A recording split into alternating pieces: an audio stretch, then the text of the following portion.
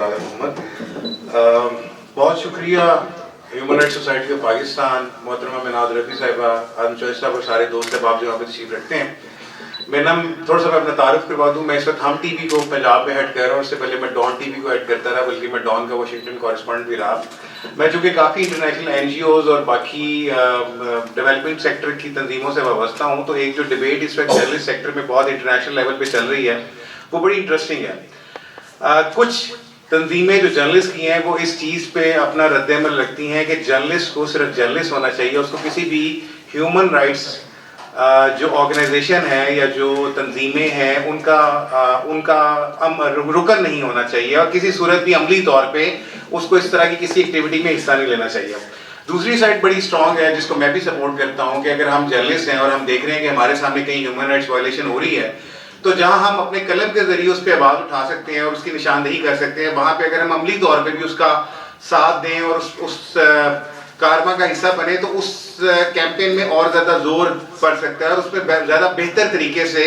اس کی آواز سنوائی دے سکتی ہے. بہرحال یہ تو ایک وہ ڈبیٹ ہے جو چل رہی ہے, اور میں اس پہلے والے فقہ سے ایگری نہیں کرتا, اور میرا ہی خیال ہے کہ جب تک ہم لوگوں کے رائٹس کے لیے اپنے قلم کے ذریعے, اپنے کیمرے کے ذریعے اور اپنے ڈیجیٹل میڈیا کے ذریعے آواز بلند نہیں کریں گے, اس وقت تک اس میں وہ جان اور وہ شدت نہیں آ سکتی جو ایک عام طور پہ کیمپین میں آتی ہے. دوسرا بدقسمتی ہماری یہ ہے کہ ہم بھی اسی کیٹیگری میں فال کرتے ہیں, اور کئی لوگ ہمارے لیے قلم مزدور کا لفظ استعمال کرتے ہیں کہ اس وقت ہماری اوقات یہ ہے کہ کوئی بھی آرگنائزیشن اگر وہ ہمیں ٹائم پہ سیلری دے بھی رہی ہے, تو فارچونیٹلی میں نے ان اچھی آرگنائزیشن میں کام کیا جو نہ صرف ٹائم پہ سیلری دیتے ہیں بلکہ کہیں نہ کہیں آپ کو گریجوٹی اور پروویڈنٹ فنڈ بھی دیتے ہیں. مگر میں اس سے پہلے ڈان کو ایڈ کرتا رہا ہوں, اور میں بتاتا چلوں کہ ڈان نے اس وقت گریجوٹی اور پروویڈنٹ فنڈ بالکل ختم کر دیا. یعنی ڈان جیسی آرگنائزیشن صرف آپ کو ایک سیلری ہاتھ میں پکڑا کے آپ کے 10-15 سال کی یا 20 سال کی جو آپ کی ایفیلیشن اس آرگنائزیشن کے ساتھ ہے, ایک سیلری ہاتھ میں پکڑا کے تو وہ آپ کو خدا حافظ کہتے ہیں, and this is what you sign. اور دوسرا سب سے بڑا مسئلہ ہمیں یہ آ رہا ہے کہ جب ہم کسی بھی آرگنائزیشن کو ایگریمنٹ کو سائن کرتے ہیں تو اس میں وہ اس چیز پہ ہمارے ساتھ آتے ہیں کہ آپ کا جو بھی کانٹینٹ آپ پروڈیوس کر رہے ہیں, چاہے وہ اس 8 گھنٹے سے ہٹ کے ہے, مگر وہ کانٹینٹ سارا کا سارا اس آرگنائزیشن کا ہے. یعنی اگر آپ اپنے کسی بھی سوشل میڈیا کے ذریعے کوئی 4 پیسہ کمانے کا سوچ رہے ہیں یا آپ سمجھتے ہیں کہ آپ کما سکتے ہیں, تو وہ کانٹینٹ پہ آپ کا رائٹ نہیں ہے. تو یہ دو ایسی چیزیں ہیں جس پہ آگے ہمیں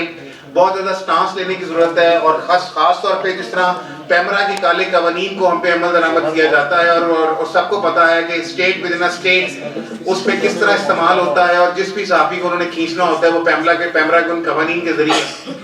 بڑی آسانی کے ساتھ ہمیں وہاں پہ بلا کے ذلیل و رسوا کرتے ہیں. تو اس پہ میں چاہوں گا کہ human rights society of Pakistan ہمارے ساتھ چلے, بلکہ جو بیسک ہیومن رائٹس قوانین ہیں اس کے حوالے سے میں چونکہ ڈیولپمنٹ سیکٹر کو کافی دیکھتا رہتا ہوں, تو پریس کلب کا پلیٹ فارم آپ کے لیے حاضر ہے. اگر آپ کوئی بھی ایسی ورک شاپ کا انعقاد کرنا چاہیں جس میں جو بیسک ہیومن رائٹس ہیں for the journalist and for their families and what they can do actually for the betterment of the society, تو پریس کلب کے پلیٹ فارم آپ کے لیے حاضر ہے. آپ کسی بھی وقت وہاں پہ ورک شاپ کر سکتے ہیں, ہم فری آف کاسٹ آپ کو پرووائڈ کریں گے. Thank you.